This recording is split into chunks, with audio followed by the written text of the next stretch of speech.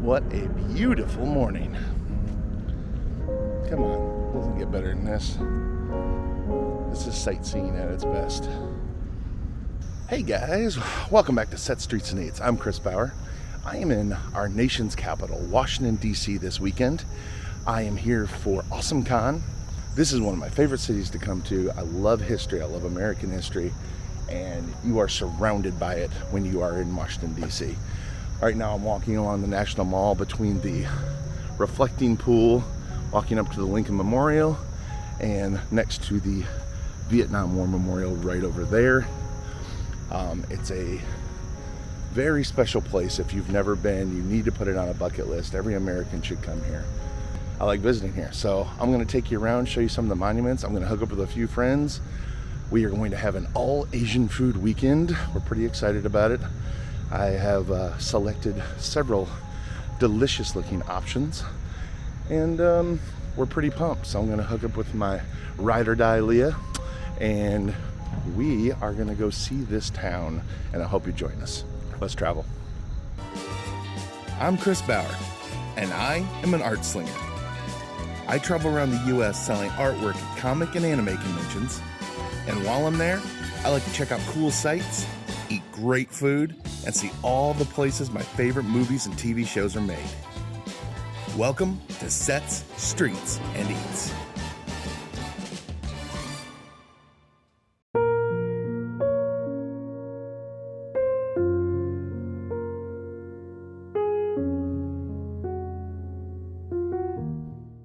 So my favorite memorial on the National Mall is the Lincoln Memorial.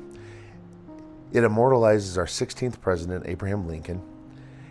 His statue is 19 feet tall, and the memorial was built in the style of the Parthenon. It has 36 columns that go all the way around it, representing the 36 states that were in the Union at the time of his assassination in 1865. Inside on the walls is several of his speeches immortalized, etched into the stone.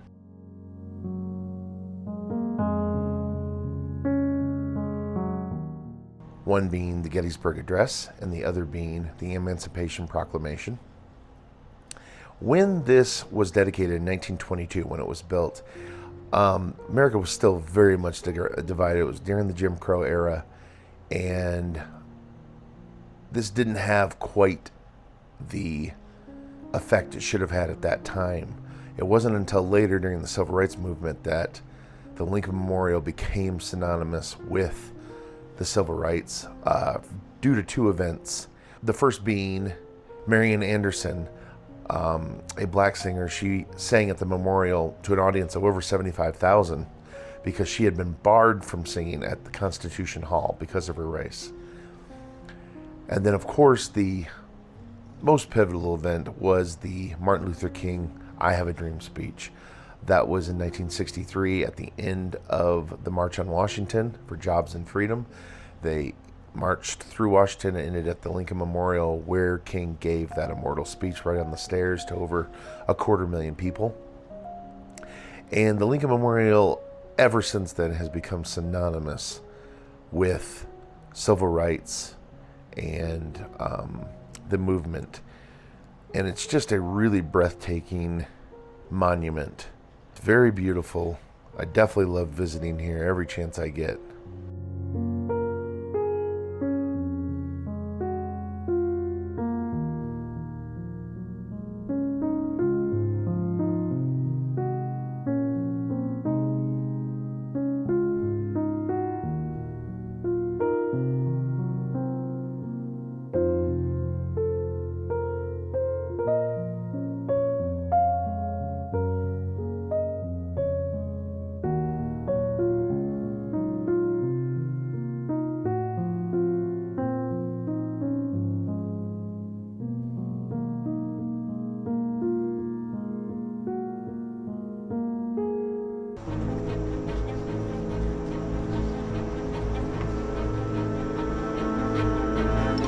So with my limited amount of time I have in DC this weekend, I'm only going to do one movie location, but it's a doozy. It's also in the process of killing me. These are stairs. People like me need to take breaks. By the way, these are the stairs I'm going up. It'll also be a dead giveaway of what I'm about to show you.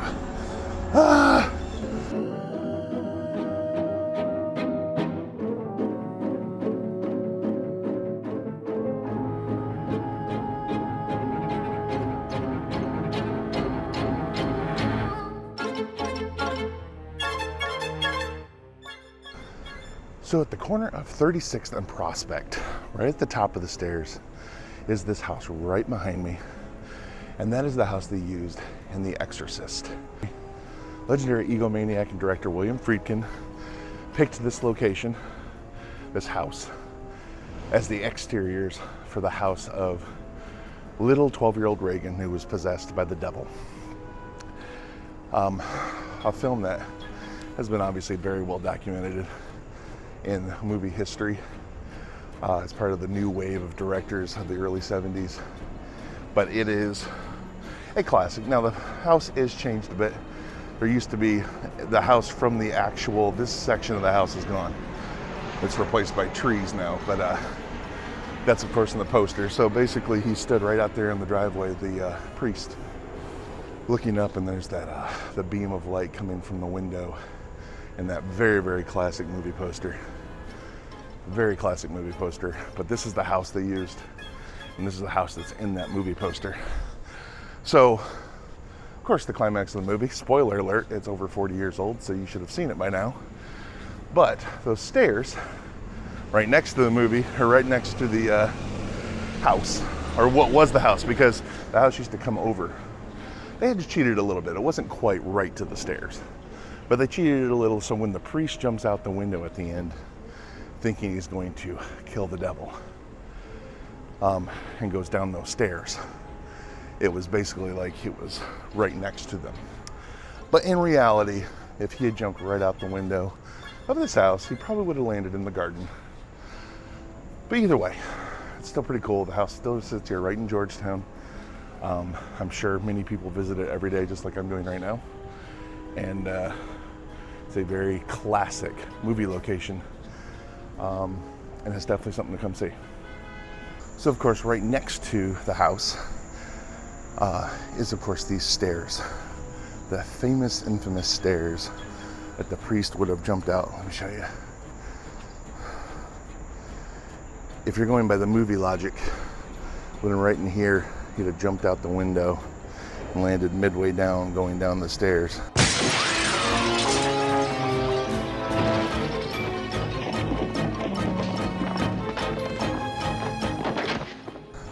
But clearly, he would have had to have been an Olympic jumper to get all the way down those.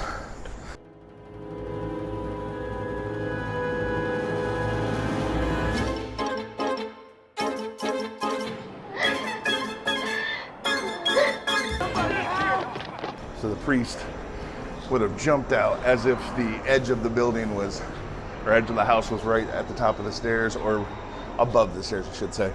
Jumped out, would have landed, crunching, going all the way down to the classic shot below. We would have been there, crunched and bloody, right at the bottom of the stairs, but this is where they filmed it.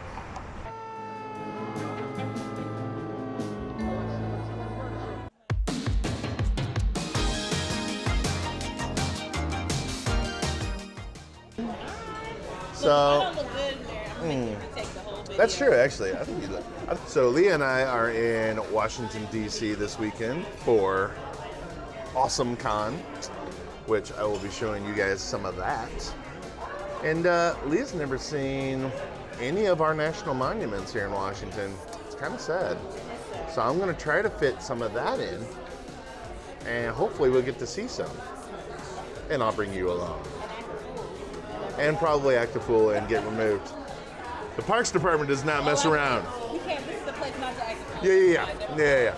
I, of course, wanted to fly my drone, as I'm prone to do, but there is a 30-mile radius of Washington, D.C. that you are not allowed to put your drone up in the air in. And I take them seriously. I feel like they'd know. Like, right away, I'm pretty sure it'd be like, why is there a black chopper right above my drone? and that would be the end. And then I would be in a Suburban heading to Gitmo. So, no drone this weekend, but lots of great Asian food and lots of good national monuments. That's a fact. So we are at a little place called Soy 38. Actually, I assume that's soy. That could be Seoul. Could be so. I'm gonna say it's probably Seoul 38, not soy. I don't know. Is it Seoul or Soy 38? Is the name of the restaurant Seoul or Soy 38? Soy, sir. It's Soy. street. Okay. Oh, okay. Excellent. It's like famous street, like a lot of street food on that road. And that's the whole street food cuisine thing came from. I got it. Okay, cool. So we're at Soy 38. This is, the name comes from a very famous street where you get street food in Bangkok. In Thailand, we're not in Thailand, so we stuck to the stateside and went to the a version of the place we can get things here. So we're pretty excited. We're gonna eat all of it because we're starving. I'm joined by my homie Leia. Ooh. How about looking at this red light? Sup, girl? Yes, work it. Yes, work it. Work it. No, no. One time, Leia and I went to an Outback in Tampa, and we ordered half the menu. I'm not kidding you. They were about to close. They like had 10 no, minutes. they did, and we were like, let's take all of it. Yeah. And there was no room on that table for any more food, and we ate almost all of it. I would dare say we ate all of it. No regrets. We came in there with a plan. Oh man. And they were about to close in 30 minutes. They served us And we like were just like, all right, well, we're gonna go ahead and make it cook for that last 30 minutes. It's gonna take you a little bit. We're gonna need some steaks, some salmon, 4 appetizers, chicken wings. chicken wings. That's right. Oh my God. Baked potatoes. Extra. Oh yes, we did. The Sydney Sinful Sunday. We also had some Wakabe Darned or whatever that peach alcoholic drink they have. I know I ordered at least one of those. Outback. They know how to party. Anyway, pretty excited about this meal. We're gonna do an all Asian food weekend, I believe. Yeah, because that's what we pretty much do. Yeah, it is pretty much. Having to complain. Most of our friends have the palates of a kindergartner, and they love to go places where they can get chicken fingers and plain hamburgers, and we're not doing that.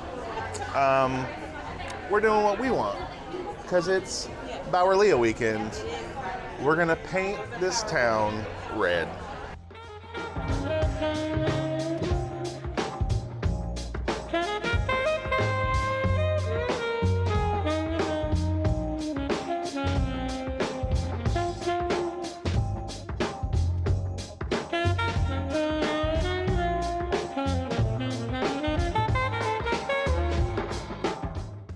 All right, so this is, what's it called?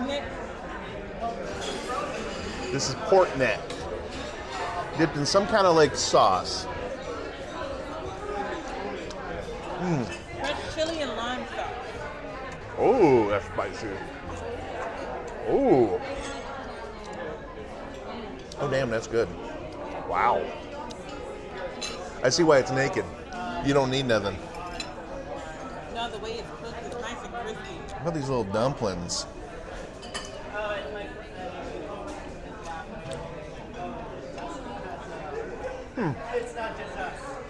That's not bad. The chicken's better than these stuff.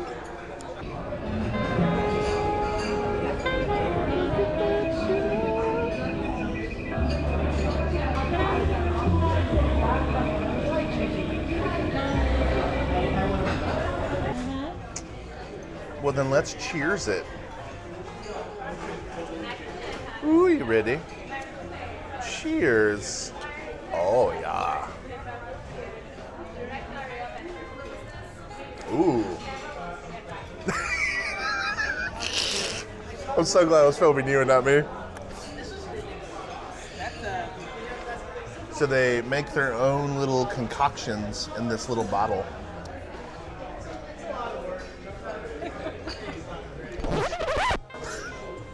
I'll bleep that out. Whoa. You're either gonna clean some bathroom floors or you're gonna get drunk on that.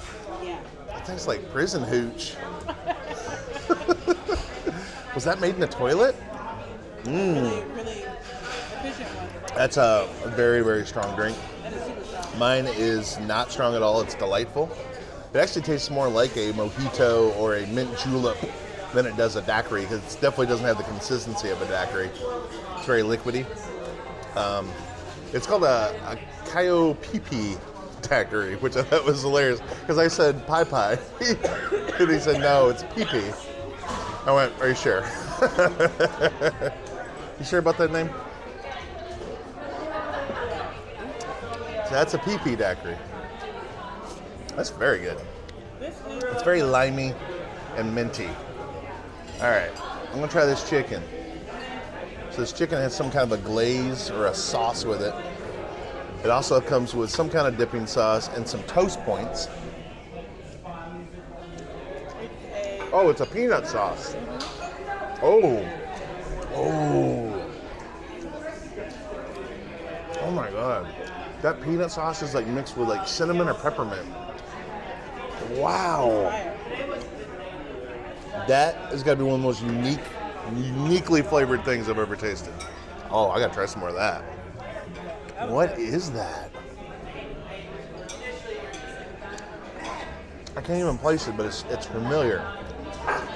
They don't have the secret on there. I don't blame them. That's amazing.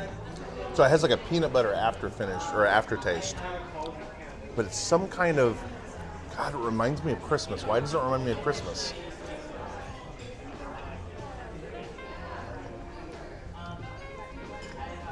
This is where I need my friend Bowie. Is it like peanut brittle? No, but you're on the right something. It's something that I identify holiday-wise, and I initially think it's peppermint or cinnamon or something. It reminds me of fall, and I can't place what it is. That is unbelievably good. Oh, that's fantastic. That's my favorite thing so far. What is in that sauce? That is phenomenal. This sauce, right? Okay. This is peanut butter Yeah. with the There's another ingredient, and I can't place what it is, but it sets it off. it's oil, peanut, and the curry flake. Curry? There's something. It's almost like a peppermint or cinnamon or something in it. Oh my God, that's good.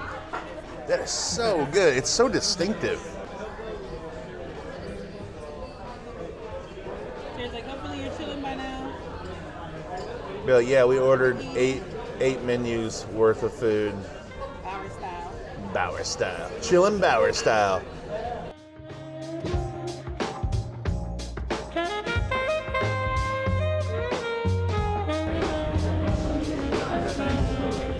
I might do some close-ups of this pineapple.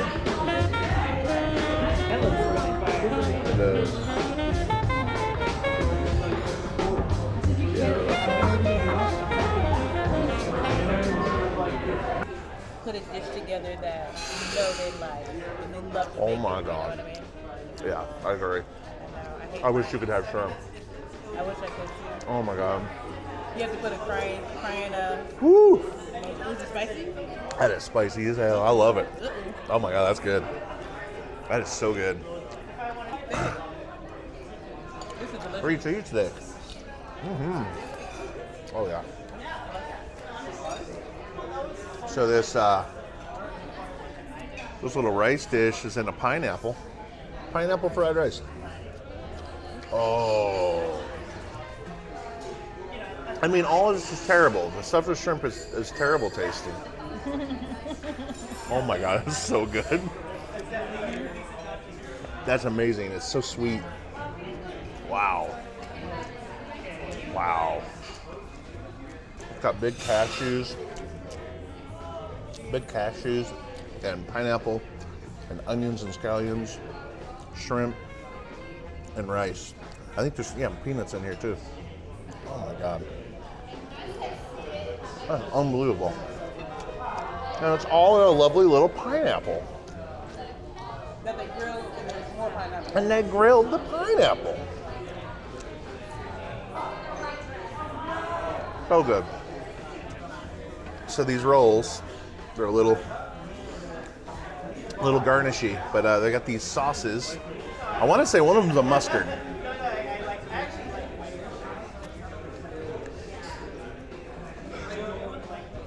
One of them's like a sweet barbecue sauce. And I think the other one is like a mustard. Wow. Oh my God. You have to have some of that. You gotta try that. Is there shrimp in there? No. This is the pork ones. Oh, okay.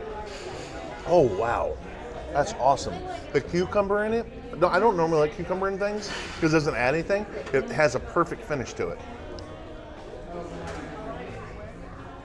That is so good. Oh my God. There's little diced grilled pieces of pineapple in this rice. Makes the whole rice bite sweet. And that cinnamon aftertaste on that, my God. They need to have some of to serve that sauce with this rice. That's a good idea. Oh my God.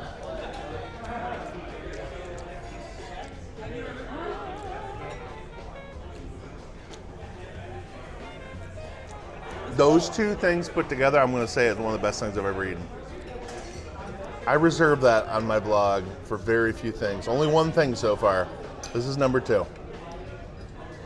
Pineapple fried rice with this peanut butter sauce. It is unbelievable.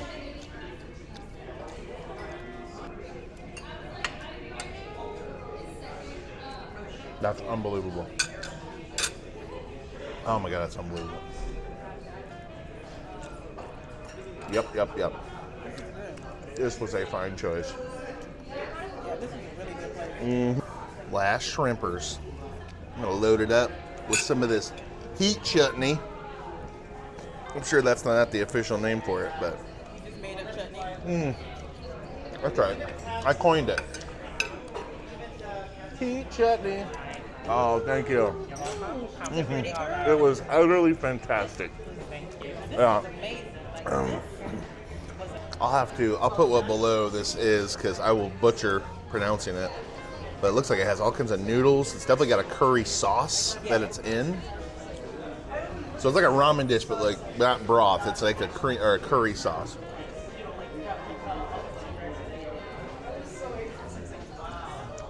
Oh wow! Right? Whoa! Whoa! We almost rejected What that. is this? Right? This is totally different. What? Dude. What is that? I'm back to the flavor thing. I'm trying to identify all these flavors. I gotta take Bowie here. Bowie, we're coming here next time we're in DC together. Describe this, right? Because I need your palate.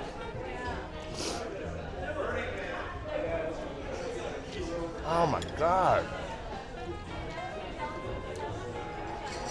And that spice is so complete. Every pore, I'm just melting. Melting. I didn't even bring my towel in because I'm like, I'm not sweaty. Oh.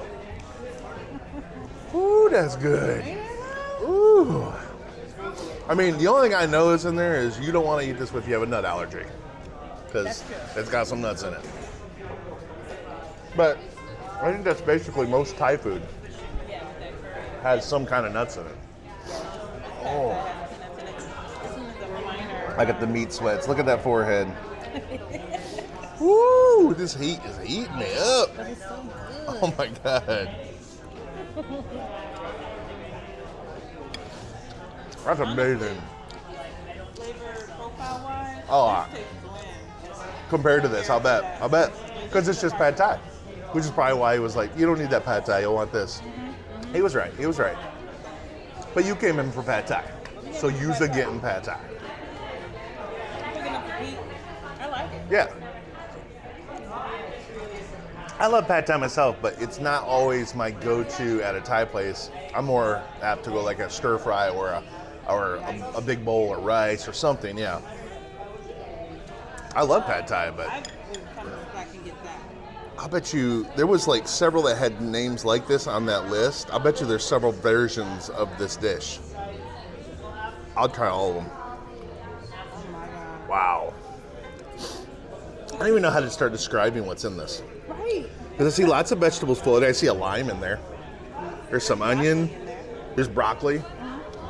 There looks like they have the rice noodles and yeah, it's almost like two different kinds of noodles. Actually, it doesn't matter what they put in this. It's that sauce. Because that sauce covers everything. But it's not like a straight curry. It's like almost a light spring citrusy curry. I'm terrible at describing food, but that's the best I could do. It's like Wow. it's like curry summer break. Yeah. Yeah, I would. It's a summer dish, it feels like. Or it tastes like.